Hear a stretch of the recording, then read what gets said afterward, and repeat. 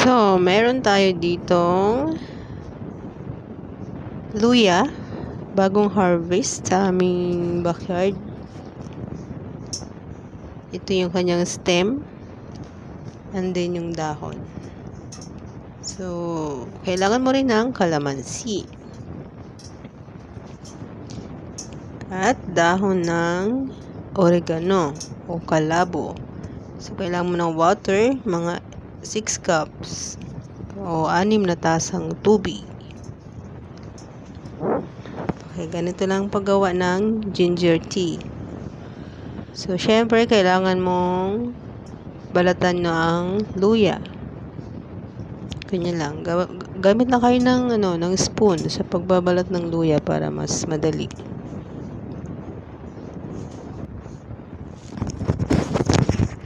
Usually, ginagawa ko itong ginger tea pag medyo nakakaramdam na ako ay uubuhin o kaya ay sisipunin. So, inaunahan ko na siya.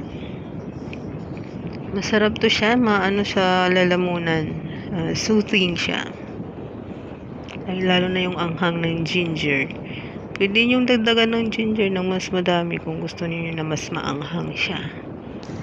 Kung meron kayong fresh na luya, mas maigi. Pero kung wala naman, okay lang yung naman yung nabibili sa palengke. So, itong luya na hinarvest ko ay tinanim to ni Kuya Ebio sa likod bahay noong kasagsagan ng pandemic. So, ngayon ay harvest time. Try nyo din magtanim. Madali lang naman siyang patubuin. Kahit sa anong lupa naman siya pwede. Ayan, ganyan lang. Balatan nyo lang siya lahat. And then, slice nyo. Pwede nyo rin siyang durugin para mas makataas. So, pero ako, slice ko lang siya. Okay, trivia muna tayo about luya o ginger. So, ang luya nga, ayan, ay meron siyang tinatawag na anti-inflammatory antioxidants or yung tinatawag na gingerol. Ang gingerol ay nakakatanggal ng kirot o analgesic, nakakapagpakalma, sedative, at nakakapanglaban sa bacteria or antibacterial. Kaya naman, hatid nito ay lunas at ginhawa sa mga karamdaman. Dahil din sa gingerol, nakakatulong ang luya sa paggamot ng ubo, sipon, trangkaso, at makating lalamunan. Mapapansin ninyo sa mga singer, diba? Umiinom sila ng salabat. Karaniwan silang umiinom nito para protektado ang kanilang lalamunan at gumanda pa ang kanilang boses. Kaya ngayon sa panahon ng COVID-19 ay mas dumadami ang umiinom ng salabat, lalo na yung fresh, katulad itong gagawin natin.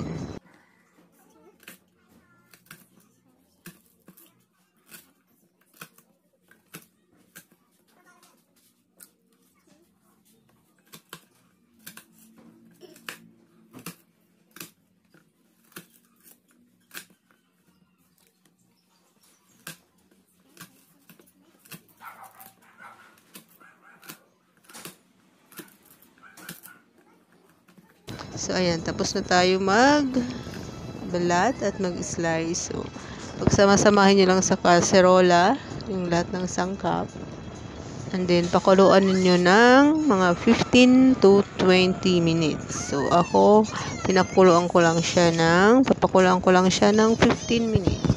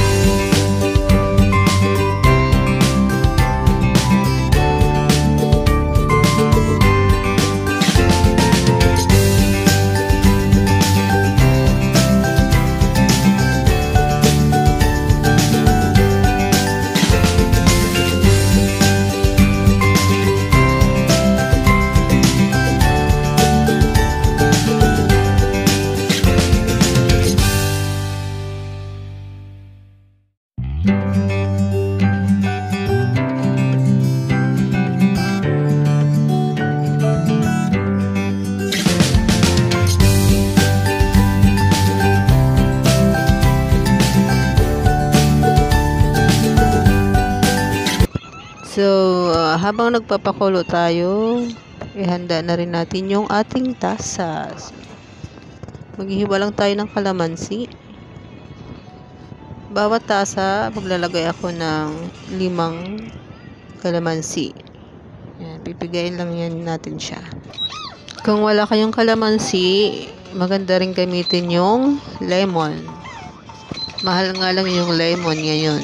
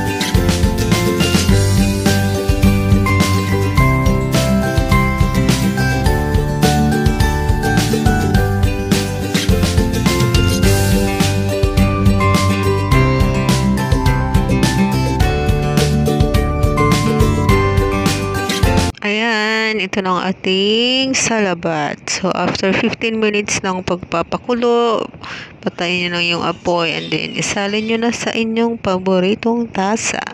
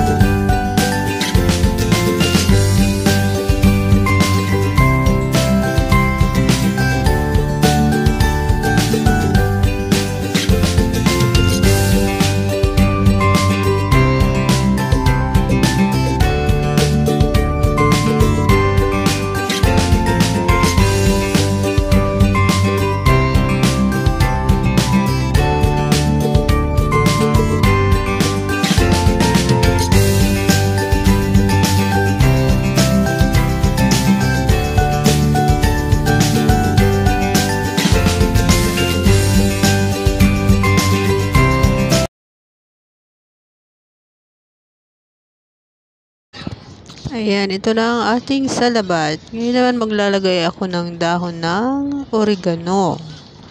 Ayan, ibababad ko lang siya. Ganyan lang. Okay lang din naman kung isasama nyo yung oregano sa paglaga ng ginger. Kung isang inuman lang naman ang gagawin ninyo. So, ako, ganito lang yung ginagawa ko. Binababad ko lang yung oregano para hindi siya gaanong lumasa. Mas gusto kasi yung malalasahan yung ginger. So, ayan. Ito na ang ating ginger tea. Pwede nyo siyang lagyan ng ng sugar kung ayaw nyo ng matabang. O kaya honey kung meron kayong honey.